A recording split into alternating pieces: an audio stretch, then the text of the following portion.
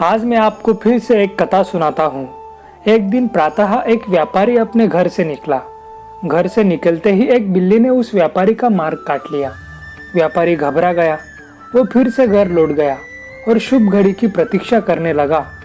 और जब वो पुनः अपने घर से निकला तो वो वाहन जा चुका था जिससे राजा तक पहुंचकर उसे भेंट देनी थी। राजा को भेंट नहीं मिली। राजा क्रोधित हो गए। राजा ने उस व्यापारी का व्यापार बंद करवा दिया।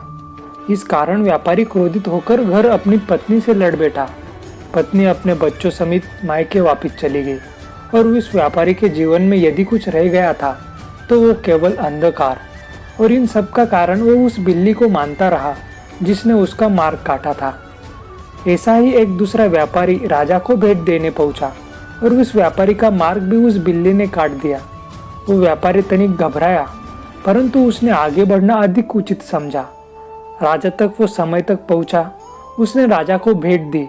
राजा प्रसन्न हुए और राजा ने व्यापारी को अपना व्यापार बढ़ाने की अनुमति दी और सुवर्ण आभूषण भी दिए। जब व्यापारी घर पहुंचा तो पत्नी को आभूषण और अपने बच्चों को देने के लिए वस्त्र थे उसके पास। हर और प्रसन्नता थी। समझ रहे हैं ना आप? दोनों के साथ ही एक ही प्रकार की घटना हुई, परंतु दोनों की प्रतिक्रिया भिन्न थी। ऐसा ही हमारा जीवन भी है। हमारे जीवन में प्रारब्ध का अपना स्थान है, परंतु उससे कई अधिक महत्वपूर्ण हमारी प्रतिक्रिया, हमारी सोच का प्रभाव है, क्योंकि यही हमारे जीवन को आकार देती है। इसलिए अपनी सोच को सकारात्मक रखिए। आपका जीवन सदा आनंदमय रहेगा। राधे राधे।